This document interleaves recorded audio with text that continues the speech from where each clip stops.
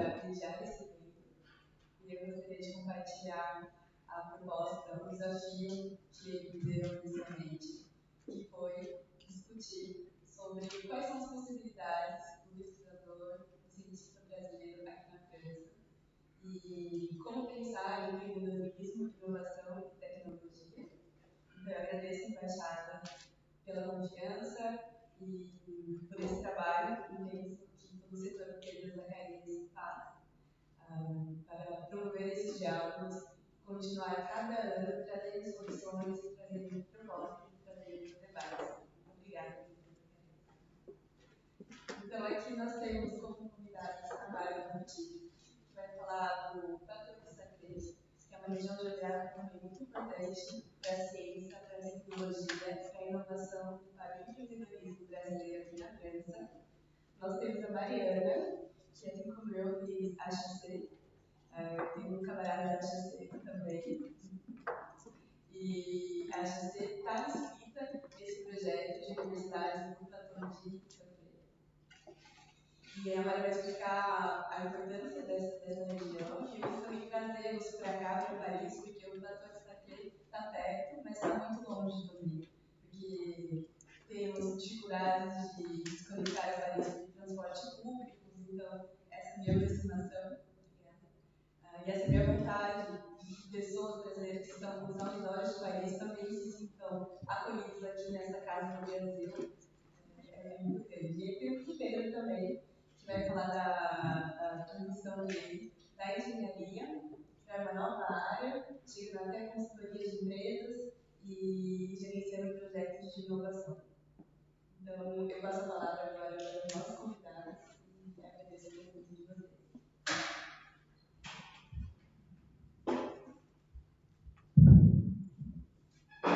Boa tarde a todos. Um pouco diferente da colega que nos antecedeu.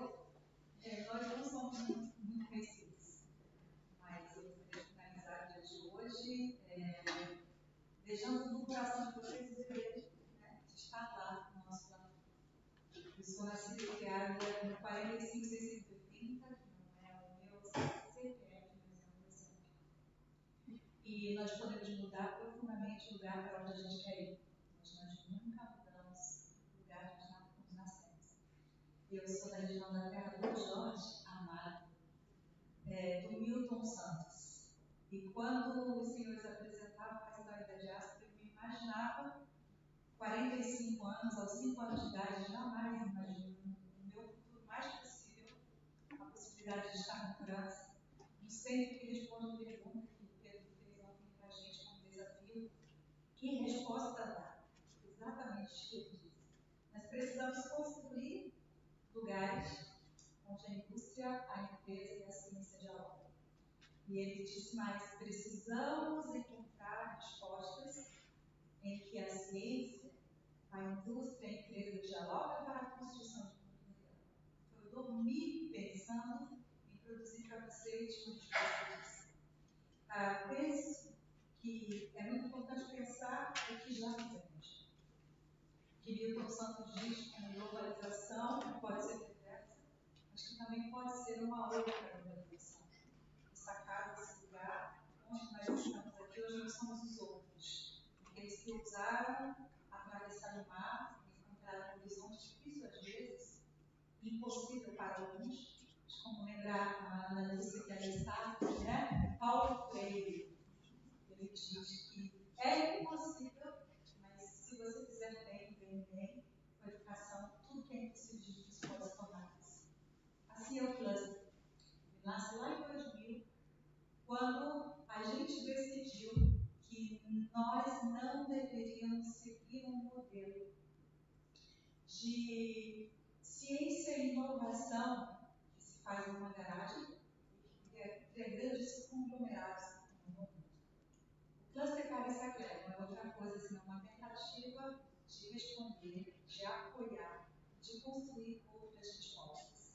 Então, estamos lá, seja a HC, seja a Central Sintelec, e nós, uma pequena semente do Brasil, Centro de Autossuficiência e Sustentabilidade e Educação, desejamos lá ser uma ponte não somente para aqueles 120 brasileiros que a cada semestre chegam, mas sobretudo uma fonte para os estudantes e professores do Brasil que não têm acesso à possibilidade de falar a língua francesa, de poder apresentar esses trabalhos nesses lugares onde o Brasil precisa ser ouvido.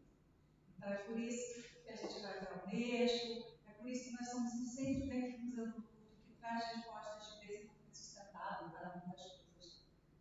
O desejo que eu tenho de usar, porque eu decidi chamar essa minha fala de 6 minutos, que foi o tempo que nós tentamos dizer, faltam 6 anos para 2030, e posso dizer em 6 minutos que é uma comunidade de pesquisadores, dos mais diferentes níveis, o que já terminou no pós-doc, está no seu segundo, terceiro, quarto, né? Aqueles que estão buscando emprego e que nesse momento o governo dá a chance de poder nos explicar e responder de outra forma ao nosso país.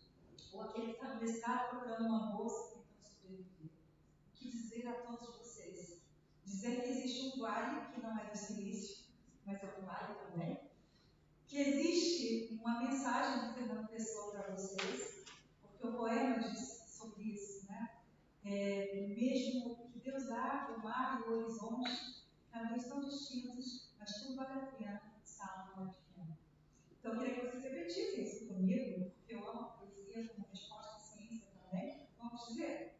Tudo vale a pena se a alma é pequena. Eu não sei em que lugar do país vocês estão, na Alemanha, em qualquer lugar, mas eu gostaria muito que a gente se reunisse para dar a resposta ao país que espera muito de nós. Nós estamos aqui para que as outras Maras, filhas das Marias, para que as outras Bárbaras, que em 2023, já teve minha fala apresentando um pedido que precisamos responder ao mundo, que é o Pacto Europeu das Competências. É sobre isso que nós precisamos falar, sobre a grande comunidade de língua portuguesa, um país continente que nós somos, e receberá no ano que vem uma grande COP. Precisa ser a resposta que o mundo está procurando.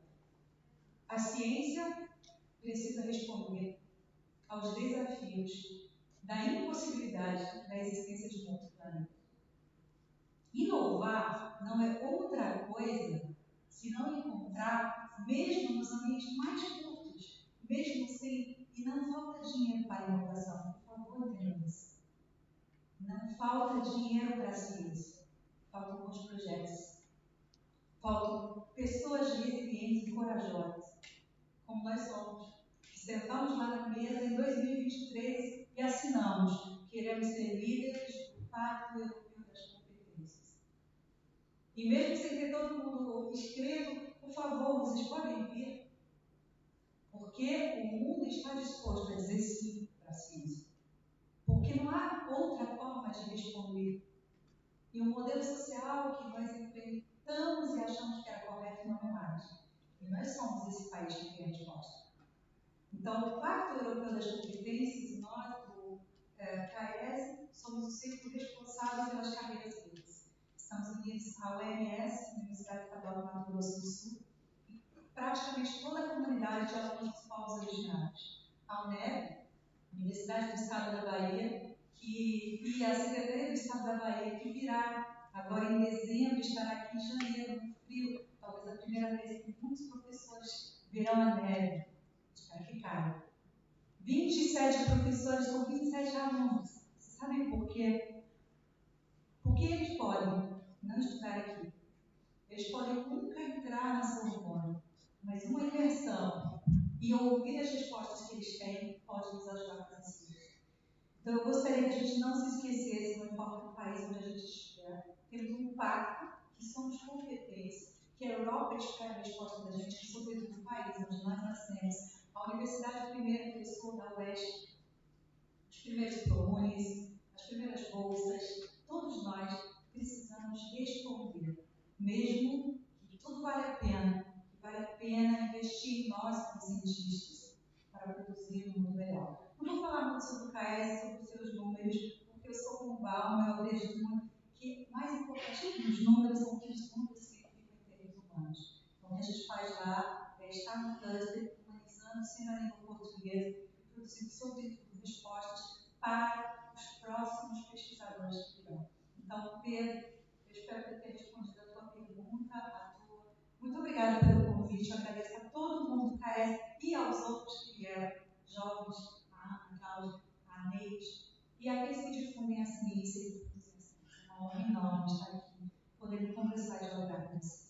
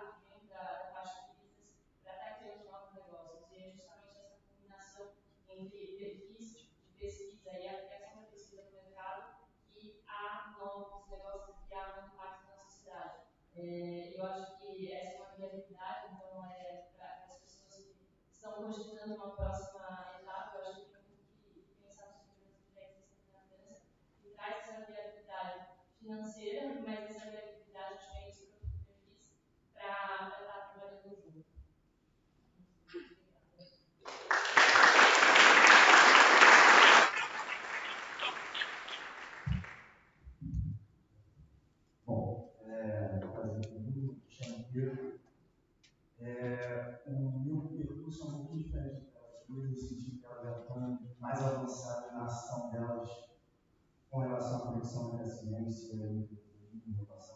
meu ainda não tem ideia, eu milionário, então eu quero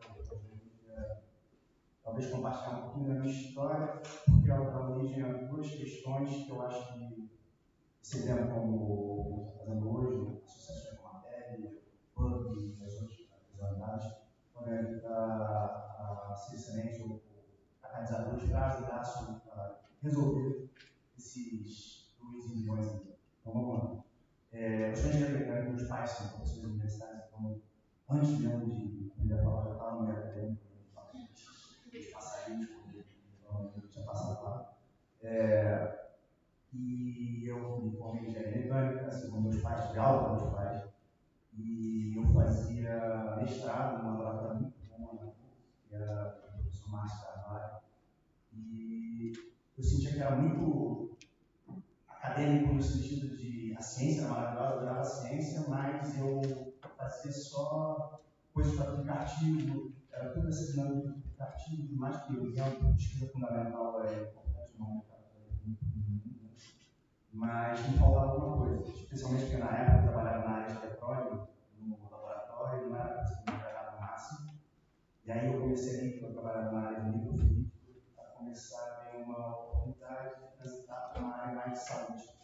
Eu comecei a fazer alguns projetos relacionados a isso, não tinha tanto investimento, mas me motivou a fazer um doutorado. Eu vim para a França por causa disso. E quando eu cheguei na França, já foi um choque dinâmico do laboratório que estava. Lá no Brasil tinha apesar do laboratório funcionar no resultado final, que era o laboratório do Brasil. Me faltava essa dinâmica do exatamente o que a Lívia estava falando. Eu quero não só ser uma publicação ativa, mas a gente criar algo que vai comunicar mais concreto na sociedade. Essa como doutorado, uma coisa específica, microcoisas para fazer mais divulgação e tal. E aí tinha essa possibilidade de estudar uma startup e a velocidade com que as coisas conseguiam, a naturalidade, a forma que era sistematizada, incentiva isso a acontecer e marca já na hora. Sabe? Como é que a gente não tem isso no Brasil? Por que não tem essa uma coisa que a gente fazia?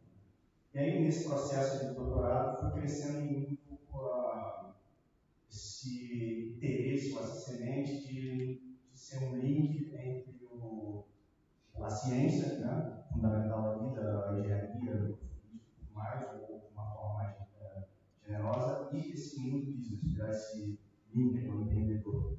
E aí, a gente, na luta para fazer patente, tentar fazer uma startup, acabou por circunstâncias que acabou enrolando.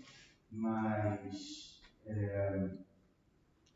isso abriu essa minha cabeça de cara para aprender um pouco mais sobre esse mundo, um pouco mais de empreendedorismo ligado à inovação. Aí eu saí do doutorado e fui para uma empresa de consultoria e inovação francesa que se chama Alcimec, uma empresa média forte. Lá eu comecei a aprender muito esses dialetos meio diálogo do mercado, como é que faz, tirar papel, business valuation, um monte de termo em inglês com acrônimo, né? LH, KPI, assim. Mas eu vi o valor disso e comecei a ver porque isso era interessante. E naturalmente, isso me marcou também, porque eu comecei a virar mais que tinha 2 anos de experiência nisso, uma referência de pessoas que são do meio acadêmico e passam por Pedro para dando consultoria e inovação.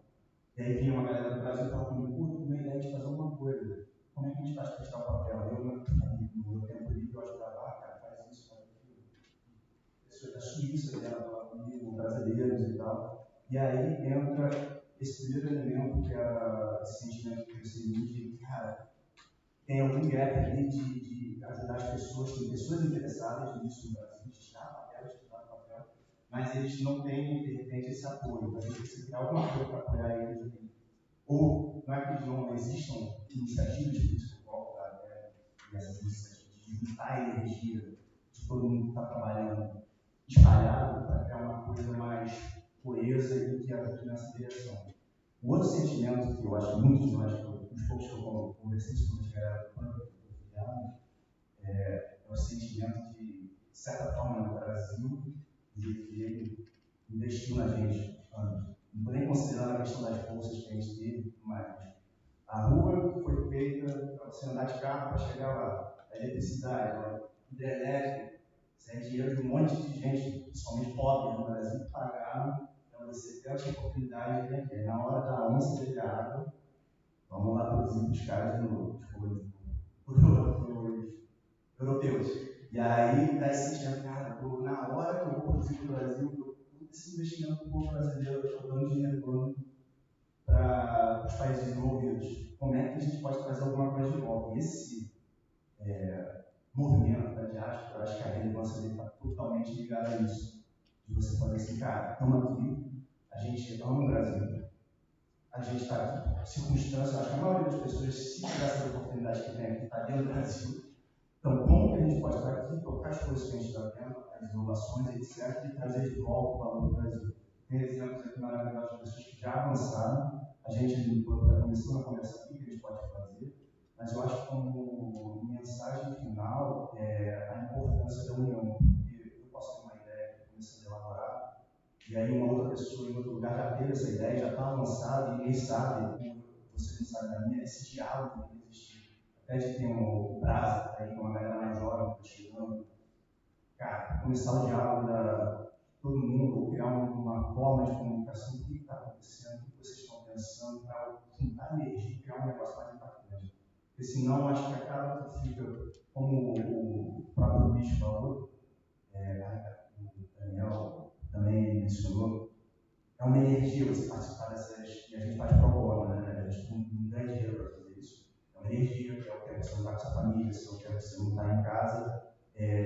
E às vezes você cansa, você precisa ter esse apoio de gente que estão fazendo a mesma coisa que vão te ajudar nessa direção. Porque senão acaba que são voos de galinha de cada um, tendo seu próprio projetinho e não rolando. E aí a proposta, eu finalizo dizendo que eu vejo um valor enorme, foi um prazer conhecer vocês ontem, já conversar e ver que tem pessoas que pensam de uma maneira bem similar, que tentam bem mais avançada nisso, estão dispostas a dialogar e procurando expor. E a outra coisa que é o que me marcou é que, pô, eu sou uma pessoa que preocupada com isso e não sabia desse de vocês.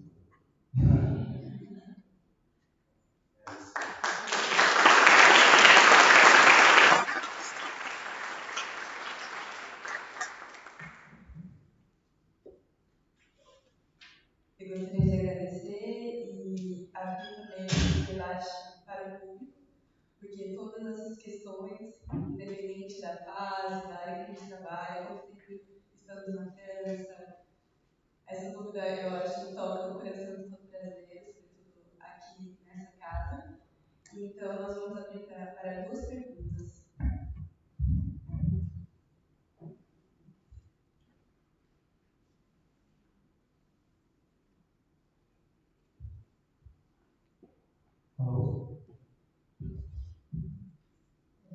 Muito interessante. Eu queria perguntar para a Júlia, por exemplo, o que eu vejo na Suíça.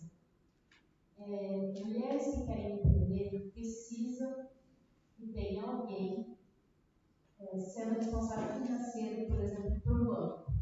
Então, a maioria das mulheres que são casadas com suíços e conseguem começar a empreender. Aqui é diferente, como você diz.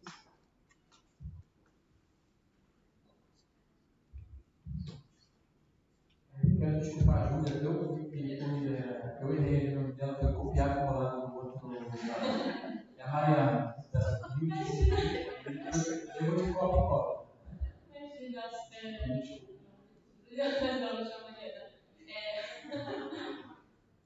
Não, eu entendo total essa questão de. Eu acho que eu vejo muito isso em empreendedores falando, fiquei anos sem receber salário para estar empreendendo e aquela coisa tá mais como que vamos a vida. A vida segue e justamente por isso que eu acho que tem que ter programas que pensam nisso. Assim, aqui, por exemplo, tem programas de, sei lá, 3 meses, acaba sendo um número muito pequeno, porque tem toda a questão de mas e a próxima etapa de levantar fundos. Então, que se recebe uma bolsa de, sei lá, 2.000 euros por mês, então você consegue até tá se mantendo. Mas justamente a parte de, enfim, diversas fases de investimento, então, pré-seed, seed, quantas dessas mulheres estão recebendo esses investimentos? É até curioso, porque, assim, nesse momento eu estou lançando um novo projeto que vai lançar em abril, que é justamente a parte de incentivar mulheres a preparar a capitalização de recursos. Porque justamente eu acho que mulheres a gente está muito acostumado a ter uma mentalidade empreendedora, a fazer muitas coisas, a colocar as coisas em prática, a querer fazer muitas coisas me surpreende as estatísticas que estavam antes, quanto mulheres estão envolvidas em associações, em voluntariado. Só que o problema é, a gente trabalha muito de graça. Quantas dessas mulheres são pagas pelo trabalho e quantos empreendimentos criados por mulheres são de fato financiados. Então, é muito legal ter muitas associações, muitos trabalhos voluntários de mulheres. Mas eu acho ainda mais legal quando tem empreendimentos que são financiados, que são criados por mulheres. Então, para onde o dinheiro de empreendedorismo está indo? Será que está indo em mulheres empreendedoras? Tem para onde a parte de venture capital, de capital de risco, está sendo colocada? Muito pequena. Assim. Então, se fala muito dos 2%, que é o número de startups criadas por mulheres que recebem investimento no mundo. Quando você vai ver equipes mistas, aumentam, mas a 28%, 30%. Então, assim, a grande parte do capital para empreendedorismo está indo para empresas criadas por homens. Então, praticamente não acontece. Então, números não mentem, é muito difícil. Então, quando se pensa em mulheres brasileiras que querem empreender aqui na Europa, que muitas vezes vêm, como na Suíça você tinha mencionado, é muito difícil. Eu acho que por isso que tem que estar colocando em evidência as mulheres, o trabalho que a gente faz, para realmente ver que é possível e estar inspirando outras. Então, a ideia de role models é uma coisa que eu bato muito na tecla, de mulheres a gente faz muita coisa, mas a gente não fala tudo que a gente faz. Então, todas as mulheres aqui na plateia combinam realmente não ter modéstia e estar realmente falando do que a gente faz, estar realmente falando as iniciativas e sem modéstia, porque as coisas que não são faladas não são vistas e não é inspirado por outras mulheres.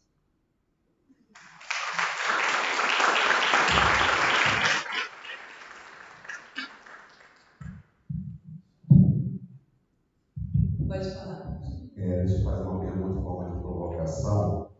Bom, gostei muito do posicionamento de vocês, sempre aquela preocupação, né, que é natural, né, do expatriado, né? Como eu posso contribuir, né, dentro do contexto? Eu acho que seja todo o sentimento, né, da diáspora, certamente é esse. Então, eu acho muito nobre isso. Tá? Então, a minha pergunta vai exatamente uma provocação para você. Olha, 39 das 40 empresas de capital estão no Brasil. Ou seja, deve ter alguma coisa boa lá. Deve ter. Está todo mundo lá. Aliás, desde as invasões francesas, isso era reconhecido recorrente. Então, hoje em dia a gente tem realmente toda uma dinâmica de empreendedorismo que vocês têm exatamente esse perfil, tá? Que pensa inovação, pensa novos negócios, pensa as coisas diferentes, muito legais. Tá? Eu quero saber o seguinte: o que tem de interessante, e aí eu acho que a diáspora e assim, o Estado brasileiro, ele seria muito proporcionado, seria um pouco de melhorar a cooperação França-Brasil em termos de empreendedorismo, de tal maneira que essa relação fosse uma relação ganha-ganha. Essa é a minha pergunta, minha provocação.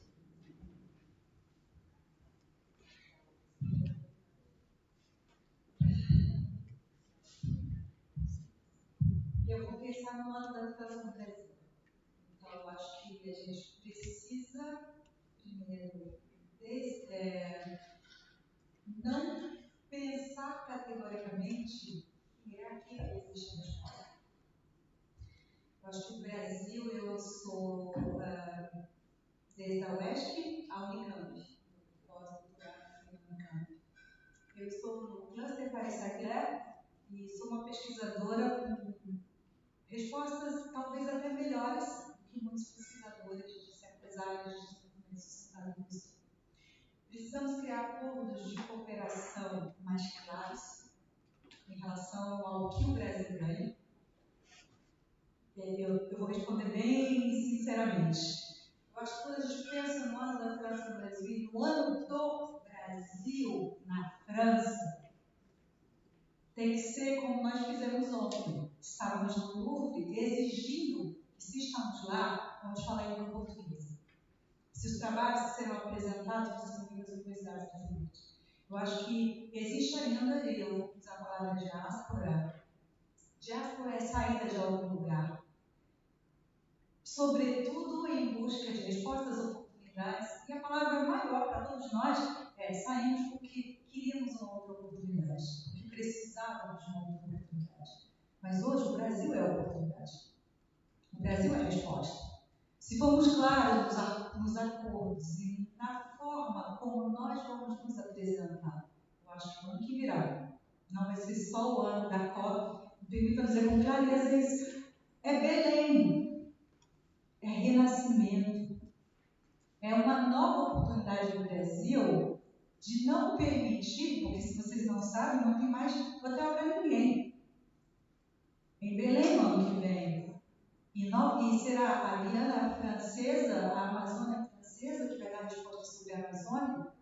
Ou seremos nós, os cientistas, que estudamos tanto que vamos estar lá? E aqui na França, onde nós estamos? O que nós fazemos? Que acordos? Porque, sinto muito dizer, eu suei muito para poder colocar um cluster falante em língua portuguesa no Teatro de São Paulo. Vocês não têm noção de como foi difícil, mas foi uma acordo bem organizada. Então, me permita dizer, o Brasil precisa ocupar a França em acordos claros para que as pesquisas que nós fazemos sejam, na verdade, a resposta que eles precisam e não só porque somos exóticos. Eu respondo dessa forma, não sei se respondo com clareza porque eu gostaria de perguntar, mas assim sinto. Por esses 20 anos de pesquisa que tenho feito e por esses mestrados todos, e gosto de dizer em relação aos números, 4 mestrados, estudantes da Paris-Saclay, ótimo, estudantes da Unicamp, ótimo, mas um dos maiores pesquisas que a gente tem lá para todos se chama samba, e a gente não sabe às vezes. Uma das maiores pesquisadoras, diretora da Supelec, é um brasileiro. Então é sobre esse ano, nós saímos daqui conscientes que a pele de todos nós, precisamos criar um impacto real de uma ciência brasileira que responde e ocupa espaço. E que os compromissos não sejam desiguais, precisamos estar por uma igualdade de ciência, né? E não por um acordo de aceitação de que porque estamos aqui, isso aqui já é um presente. Porque, sendo bastante sincera, o Brasil é um presente incrível para o mundo. E se a gente não tomar conta e responsabilidade disso como cientistas, nós perderemos muito, porque somos inovadores, somos empreendedores e, detalhe, temos tecnologia. Tecnologia que responde às questões da água, tecnologia que responde a questões que muita gente, e é incrível, falando dos chineses, que é com quem nós dialogamos muito, porque vocês sabem da rota transoceânica, vocês sabem desse novo caminho da rota que está sendo construído.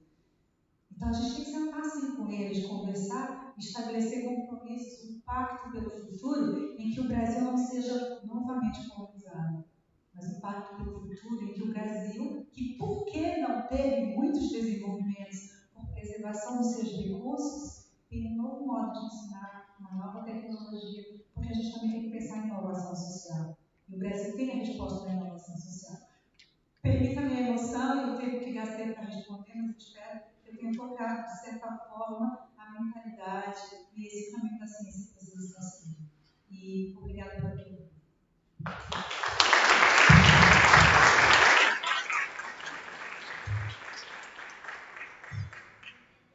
Eu vou só adicionar uma coisa que eu acho uma coisa muito válida, eu acho que às vezes a gente leva muito tempo para ter orgulho de ser brasileiro. Eu acho que quando a gente vai para um outro país, tem muito essa questão de pertencer, a gente tem muita vontade de fazer parte da sociedade, de falar o idioma, de sentir que a gente faz parte. E eu queria só compartilhar uma história que eu sempre conto, que uma vez eu estava conversando com uma francesa que enfim, ela faz parte de um fundo de venture capital aqui, e daí eu estava um pouco numa dúvida, ela de uma certa forma uma mentora. E daí eu falei assim, eu estou na dúvida se eu vou para esse caminho, se eu vou para esse outro, e se as pessoas vão esquecer de mim, se eu vou, de uma certa forma, perder esse networking que eu criei, indo para um outro caminho. E daí eu lembro que ela falou assim, Mariana, brasileira, que fala de empreendedorismo, de mulheres empreendedoras, blá blá blá, na França, não tem tantas, as pessoas não vão esquecer de você. E daí eu lembro que o fato de ela ter colocado brasileira como a primeira coisa, é a coisa que mais marca.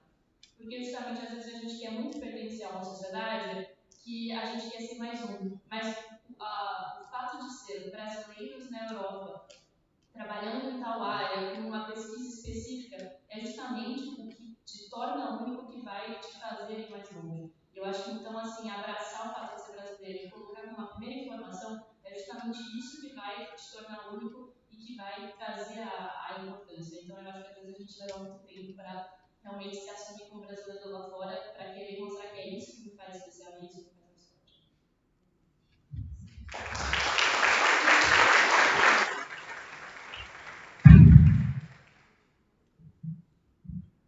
E antes de passar para a última pergunta, que eu gostaria de compartilhar, porque esse assunto me toca profundamente, muito o papel da nossa brasilidade, qual é a nossa relação com o Brasil, com a nossa história brasileira, uma vez que estamos aqui na França há tantos anos, ou passando por experiências tão profundas, desafios tão grandes. E eu acho muito bonito isso de ser brasileiro, foi algo que eu vi também esse ano, um grande projeto que eu fiz na Suíça. E olharam nos meus olhos e falaram: você é a única sala que vê o que nós não conseguimos mais ver.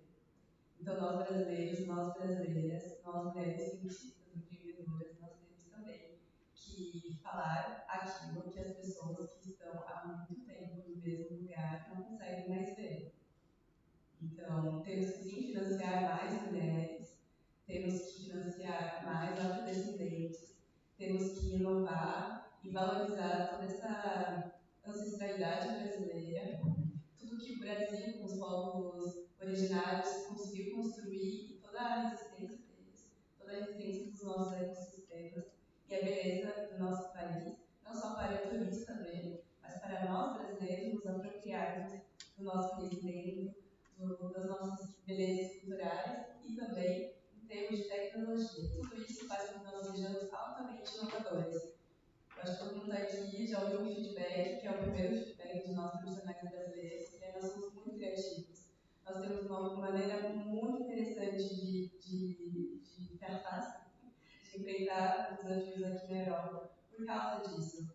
Então, eu fico muito feliz de ouvir a Mara dizendo que nós temos respostas. Sim, nós temos respostas para problemáticas europeias, temos respostas para problemáticas do nosso país, e nós podemos sim pensar com muita ambição qual que é o nosso papel e a nossa contribuição para a ciência no mundo inteiro, a partir desse lugar que estamos aqui. E só para completar, em língua portuguesa, em língua portuguesa. Porque quando a gente chega no Universidade Unesco, por exemplo, nós somos o acordo Educação para o Desenvolvimento Sustentável. Nós contribuímos 3 anos para isso. Está lá no pilar da Unesco, está escrito em língua portuguesa. Então, por que no evento tem, sei lá, 30 brasileiros, a gente precisa falar espanhol? Por que nós não temos e não devemos lutar, se nós temos a resposta, para que a tradução seja feita em língua portuguesa, para que os povos originários, para que os alunos das universidades brasileiras, seus filhos também possam ouvir? Por que precisamos trocar de idioma?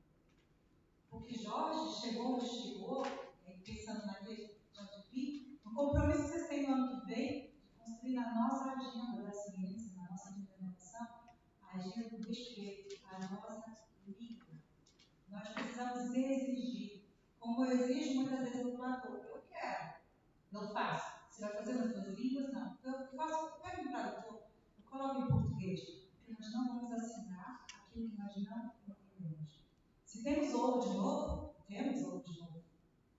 Então a gente precisa exigir que isso não seja trocado por escolhas. Se eu posso dizer uma coisa a vocês hoje, é isso. Não aceitemos. Não é uma revolução. É só a consciência de que esse mar que nós atravessamos nos permite hoje ver quão inovadores, quão tecnológicos, quão grandiosos nós somos. Tá bom? Se eu deixei essa semente no coração de vocês, vão ficar felizes.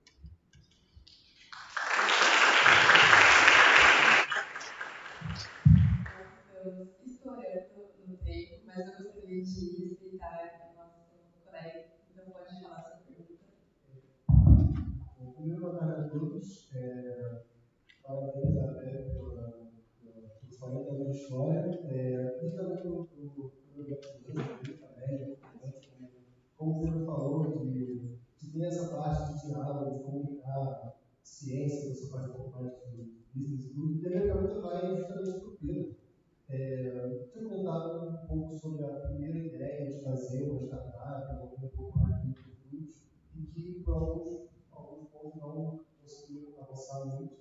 Eu fico curioso para saber exatamente o que tinha acontecido, porque eu sou mexicano de física, inclusive eu fiz esse passo para dizer que eu faço parte da casa, o Daniel citou a primeira vez, representar a Brasa aqui hoje. E eu queria saber o que aconteceu, e tem essa curiosidade também, de ter um pouco mais a parte de business, saber como a gente pode usar a ciência para dialogar com a sociedade, com a política, com a economia, e como a gente pode solidificar cada vez mais a posição da ciência na sociedade. Essa é um pouco da sua pergunta. Cara, a situação foi bem prática e circunstancial. A gente, brevemente, tentar ser o mais breve possível, vai ser difícil. Mas a tecnologia, basicamente, era fazer microbolhas monosféricas de tudo mesmo tamanho para ser usado como um novo agente de contraste para exames ultrassonômicos. Começando por aí, o mercado de microbolhas para fazer esse tipo de imagem é muito pequeno já. Você está no extrapolação, não lembro mais os valores, mas não é uma coisa muito grande.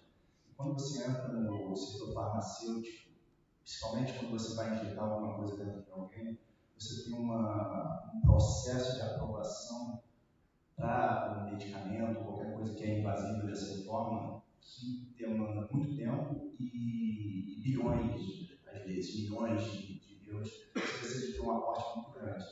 E a base da nossa tecnologia, ela não era só melhorar a qualidade da imagem, mas você podia especular que você conseguia fazer outras coisas com essas microbolhas. Pela frequência de ressonância delas, você conseguia medir, por exemplo, de forma não invasiva, a pressão arterial, e com isso possivelmente virar um novo diagnóstico, alguma coisa do gênero. Então, o mercado de microbolhas de imagens, eles precisavam que a gente tivesse, de uma forma bem documentada e robusta, alguma alternativa, alguma possibilidade disruptiva que justificasse esse investimento altíssimo. Se o cara fala assim, porque a outra, já existe microbolhas que são injetadas, elas têm tamanhos diferentes, mas são. Eles falam assim, cara, se for para ganhar um pouquinho só de qualidade de imagem, eu não vou investir essa grana toda, passar por fase 1, fase 2, fase 3, e vai e volta, não sei o quê, para só aumentar um pouquinho a qualidade da imagem. Todos esses argumentos que a gente tinha de são de pressão, molecular imaging, sonoporosa, agora a gente pode até entrar em detalhes, é tudo ainda muito não maduro. Porque foi a primeira vez que a gente conseguiu fazer bolhas do mesmo tamanho, e aí todas essas derivações que poderiam ser potencialmente explosivas não tinham sido provadas, aí ninguém pôde botar direito. Aí chegou um momento ali que eu tive que decidir, está acabando meu doutorado, é um momento que eu posso sair, a equipe está se desfazendo, eu já vi que o mercado é pequeno, tem um monte de question marks ali na questão da tecnologia, e foi uma opção meio pragmática de, cara, eu quero sair agora, e acabou nos surgindo por essas razões circunstanciais. Obrigado.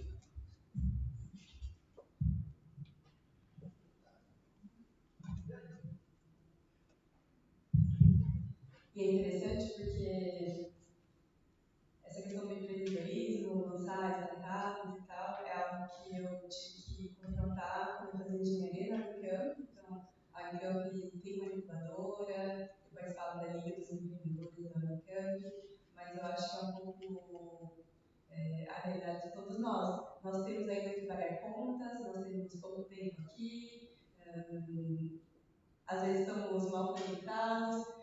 A grande diferença da XP, por exemplo, eles sempre falam que mais do que os programas que eles fazem é a rede de apoio. São 60 mil ex-alunos no mundo que apoiam, que investem financeiramente, e eu acho que deve pode se esperar desse tipo de modelo e desses investimentos dos ex-alunos que podem dar consultorias, investir, fazer esse programa mais perto daquele estudante que está fazendo graduação elaborada de como acompanhar depois. Né? Então, a XP tem esse programa, por exemplo, que a Mariana participou, tem um programa no Decore que eu fiz, tem um programa só de empreendedorismo, tem um programa de incubação, eles têm um lugar também na Estação F, que é o maior centro europeu de startups do mundo.